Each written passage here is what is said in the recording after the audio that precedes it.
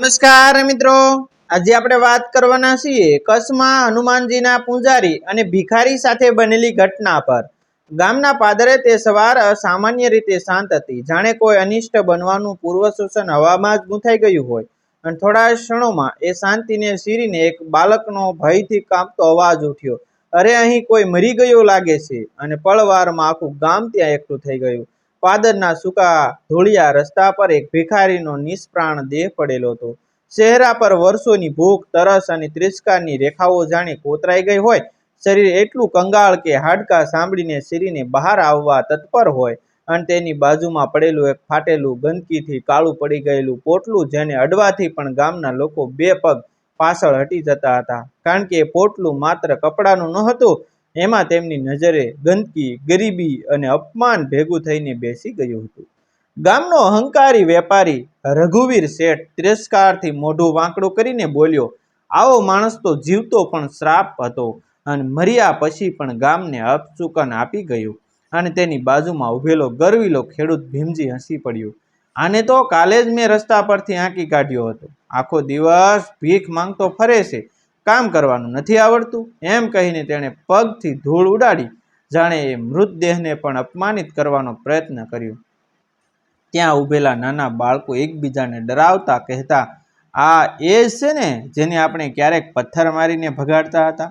અને મોટાઓએ શરમના બદલે ગર્વથી માથું હલાવ્યું, હા એ જ હતો, એ જ ગંદો ભિખારી, જેને ગામે ક્યારેય માણસ ગણ્યો જ નહોતો, જેને ક્યારેય નામથી બોલાવ્યો નહોતો, ફક્ત એ ભિખારી કહીને હાંકી કાઢ્યો હતો। કોઈને તેની વાતમાં રસ નહોતો કે કોણ હતો, ક્યાંથી આવ્યો હતો, કેમ આવી હાલતમાં જીવતો હતો। ગામના અહંકારને તો ફક્ત એ જ દેખાતું કે ગરીબ છે, નિર્બળ છે અને એટલે તિરસ્કારને લાયક છે। ત્યારે ગામના હનુમાનજીના પૂજારી દયાશંકરજી પણ ત્યાં આવ્યા। તેમની આંખોમાં એક અજાણી ગંભીરતા હતી। તેઓ ભીડને શાંતિથી જોતા રહ્યા અને પછી ધીમા પણ દ્રઢ અવાજમાં બોલ્યા, મૃતદેહ છે, ઓછામાં ઓછું માન તો રાખો। પરંતુ તેમના શબ્દો સામે ગામના લોકોનો અહંકાર પહાડ સમો રહ્યો। કોઈ આગળ વધ્યું નહીં, કોઈએ દેહને હાથ લગાવવાનો વિચાર પણ કર્યો નહીં। અને પોટલું તો જાણે કોઈ અભિશાપ હોય તેમ બધાએ દૂરથી જોઈને મોઢું વાળી લીધું। પોટલામાંથી હળવો સળંદનો વાસ આવતી હતી અને એ વાસ સાથે ગામના લોકોના મનમાં વર્ષોથી ભરાયેલો તિરસ્કાર પણ ઉઠી રહ્યો હતો। આને અડવાથી તો સિકરી સડી જાય, એક સ્ત્રીએ નાક પર આંચળ રાખીને કહ્યું, અને બીજી બોલી, આવા લોકોને તો કોઈ ધાર્મિક વિધિ પણ કરવું ન જોઈએ। અને આ શબ્દો સાંભળીને જાણે આખી ભીડને એક અજાણ્યો ગર્વ અનુભવાયો। તેઓ કેટલા સારા છે અને આ ભિખારી કેટલો નીચો છે। પરંતુ એ સમયે પૂજારી દયાશંકરજીની નજર વારંવાર એ ફાટેલા પોટલા પર જ જઈને અટકતી હતી, જાણે એમાં કોઈ રહસ્ય છુપાયેલું હોય, કંઈક એવું જે આખા દ્રશ્યને બદલી શકે। અને તેમનું મન અંદરથી કહેતું હતું કે આ ભિખારીની કહાની એટલી સરળ નથી જેટલી આ લોકો માને છે। પણ ભીડના તિરસ્કાર અને ગંદકીના ભય વચ્ચે કોઈ પણ એ પોટલાને અડવા તૈયાર નહોતું। અને પાદર પર પડેલો એ નિષ્પ્રાણ દેહ અને તેની બાજુમાં પડેલું પોટલું બંને ગામના અહંકાર સામે મૌન સાક્ષી બનીને પડ્યા હતા, જાણે કોઈ ભયાનક સત્ય બહાર આવવાની રાહ જોઈ રહ્યા હોય। પાદર પર ઉભેલી ભીડમાં હવે એક અજાણી ગભરાટ ભળવા લાગી હતી, છતાં પણ કોઈની આંખોમાં દયા નહોતી, માત્ર તિરસ્કાર, અહંકાર અને એક પ્રકારની નિષ્ઠુર જિજ્ઞાસા હતી કે આ ભિખારીની અંતિમ સ્થિતિમાં પણ શું જોવા મળશે। એ વિશે પૂજારી દયાશંકરજીએ ધીમે ધીમે આગળ વધવાનું શરૂ કર્યું। તેમની દરેક પગલા સાથે ભીડમાં સરસરાટી ફેલાતી હતી, મહારાજ ન અડો, ગંદુ છે, સિકરી સડી જશે, કોઈએ ચેતવણી આપી તો કોઈએ મજાકમાં કહ્યું, એમાં શું હોય છે, ફાટેલા કપડાં, સડી ગયેલી રોટલી સિવાય શું મળે? પણ દયાશંકરજીના ચહેરા પર એક અજોડ શાંતિ અને દ્રઢતા હતી, જાણે તેઓ માત્ર એક પોટલું નહીં પણ સત્યનો પડદો ખોલવા જઈ રહ્યા હોય। તેઓ મૃતદેહ પાસે બેસી ગયા, આંખો બંધ કરીને ક્ષણભર માટે પ્રાર્થના કરી, એવી પ્રાર્થના કે જેમાં માનવતા માટેની પીડા છલકાતી હતી। અને પછી ધીમે હાથ આગળ વધાર્યો, પોટલાની ગાંઠને સ્પર્શ કર્યો। એ સ્પર્શમાં ભીડને ગંદકીનો ભય દેખાતો હતો, પણ દયાશંકરજીને જાણે એમાં એક અજાણી ગરમી અનુભવાય, જાણે આ ગંદકીની અંદર કંઈક જીવંત સત્ય ધબકતું હોય, ભીડ શ્વાસ રોકીને જોતી રહી. કોઈના હોઠ પર વ્યાંગ હતું તો કોઈના મનમાં ભય, અને કેટલાક તો આતુર હતા કે જોવું છે હવે શું નીકળે છે. દયાશંકરજીએ ગાંઠ ખોલવાનું શરૂ કર્યું. કાપડ એટલું જૂનું અને ફાટેલું કે જાણે વર્ષોની વાર્તા તેની તંતુઓમાં ગૂંથાઈ ગઈ હોય. અને જેમ જેમ ગાંઠ ઢીલી થતી ગઈ તેમ ભીડની આંખોમાં ઉત્સુકતા વધતી ગઈ. એકાએક પોટલામાંથી કશુંક ચમક્યું. સૂર્યના કિરણો પડીને ચમકતી નોટના કોથળા દેખાયા, અને એ દ્રશ્ય જોઈને ભીડમાં એક ક્ષણ માટે મૌન છવાઈ ગયું, જાણે સમય જ થંભી ગયો હોય. અરે આ શું? કોઈના મોઢેથી અવાજ નીકળ્યો. પૈસા છે? ઘણા બધા પૈસા? અને પછી તો ગભરાટ, આશ્ચર્ય અને લાલચનું મિશ્રણ ભીડમાં ફાટી નીકળ્યું. લોકો આગળ ધકેલવા લાગ્યા. જે પોટલા અને અડવા તૈયાર નહોતા તે હવે નજીક આવવા આતુર બન્યા. રઘુવીર શેઠની આંખો પહોળી થઈ ગઈ. એની અંદરનો અહંકાર હવે લાલચમાં ફેરવાઈ રહ્યો હતો. તેણે તરત કહ્યું, મહારાજ, આ તો ગામની માલિકી છે. આ ભિખારી પાસે આવ્યા ક્યાંથી?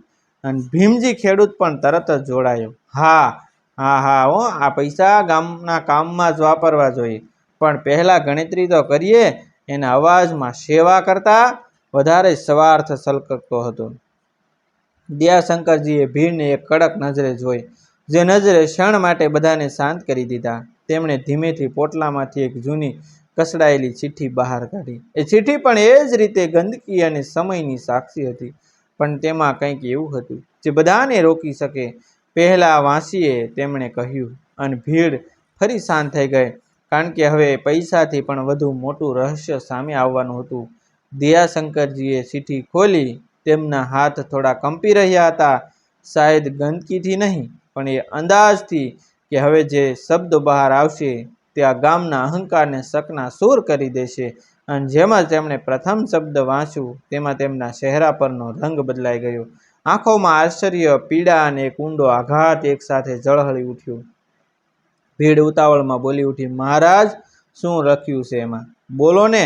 પણ દયાશંકરજી ક્ષણભર મૌન રહ્યા, જાણે શબ્દો ગળામાં અટવાઈ ગયા હોય. અને પછી ધીમા ભારેલા અવાજમાં વાંચવાનું શરૂ કર્યું. અને એ શબ્દ સાંભળતા જ ગામના દરેક માણસના દિલમાં કંઈક તૂટવા લાગ્યું.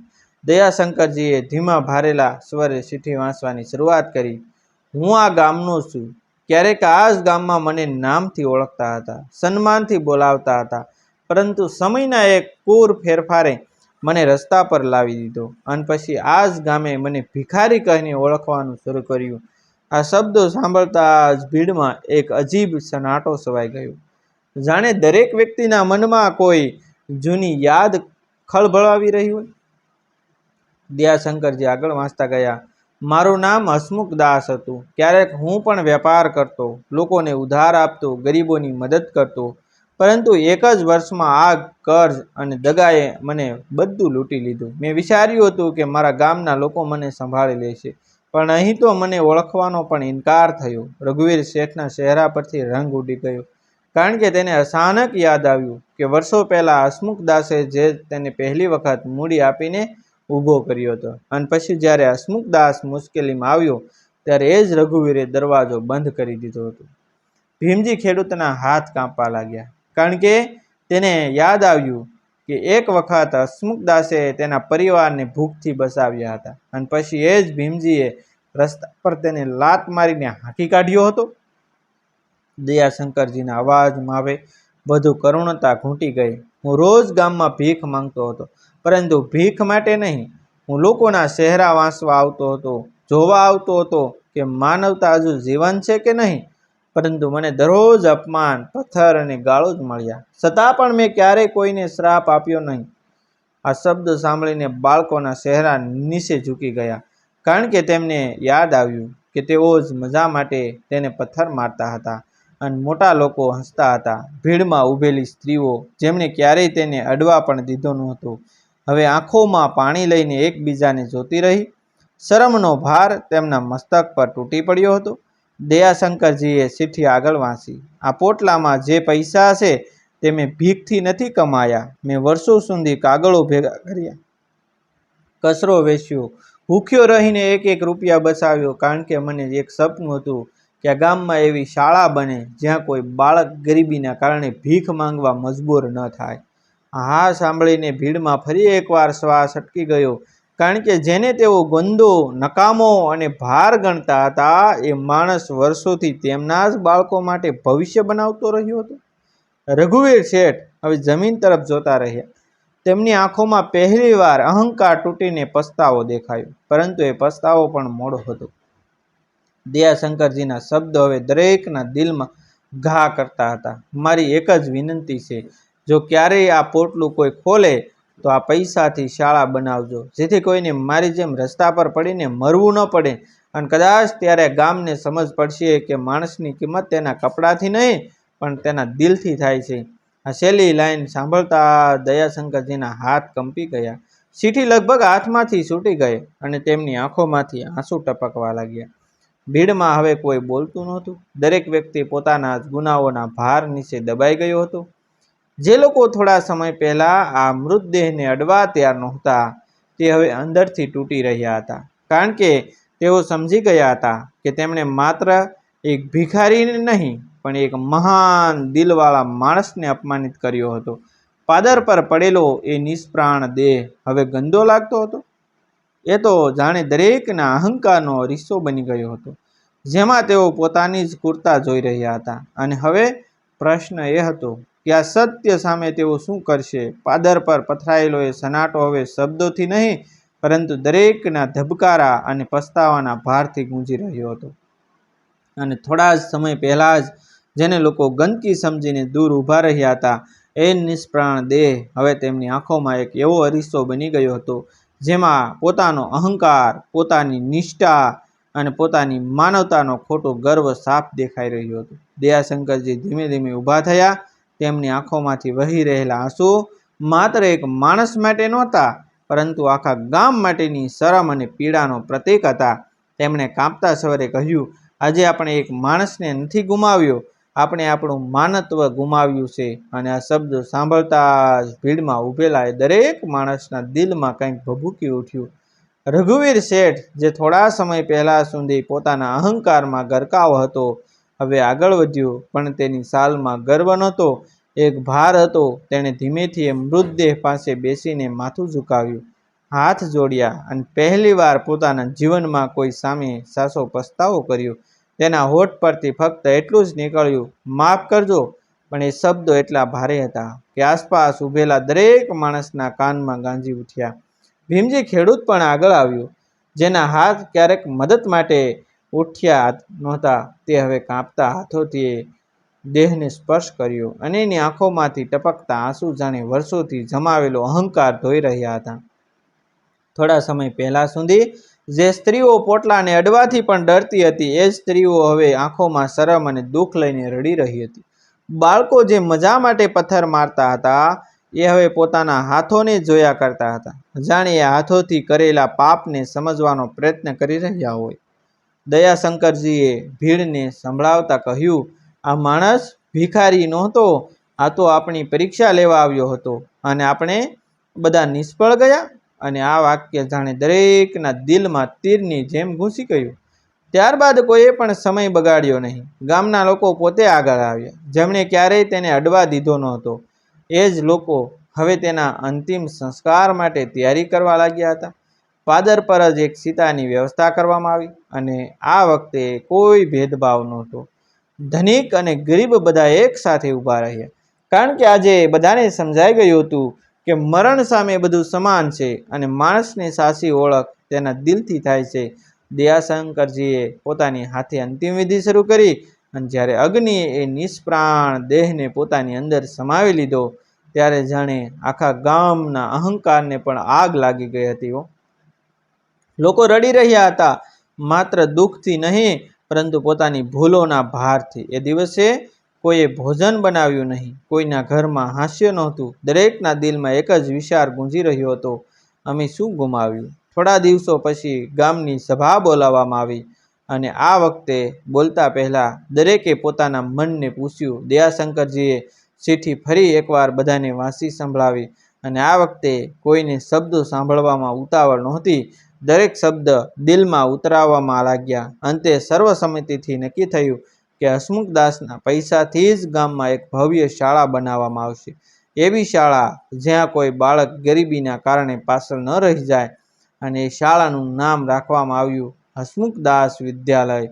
તેથી દરેક પેઢીને યાદ રહે કે જેને તેઓ ક્યારેય નામથી બોલાવતા નહોતા, એ જ માણસે તેમને માનવતા શીખવી. વર્ષો પછી જ્યારે શાળાની ઘંટ વાગે અને બાળકો હસતા રમતા અંદર જાય, ત્યારે ગામના વડીલોની આંખોમાં એક સાથે ગર્વ અને શરમ બને ઝળહળે. ગર્વ એ માટે કે તેઓએ અંતે સચોટ નિર્ણય લીધો, અને શરમ એ માટે કે તેઓએ એ માણસને જીવતા ક્યારેય ઓળખ્યો નહોતો. પાદર પર હવે કોઈ ભિખારી પડેલો નથી, પણ ત્યાંથી પસાર થતો દરેક માણસ એક ક્ષણ માટે અટકે છે, માથું ઝુકાવે છે, મનમાં એક જ વાત કહે છે, માણસને ક્યારેય તેની હાલતથી ન આંકશો. કદાચ એ જ માણસ તમારા કરતાં ઘણો મોટો નીકળી શકે. અને આ રીતે એક ભિખારીની મૌન કહાની ગામ માટે સદાય માટે જીવંત પાઠ બની ગઈ, જે દરેકને અંદરથી હસમસાવી દે છે અને યાદ અપાવે છે કે અહંકારથી મોટું પાપ કોઈ નથી.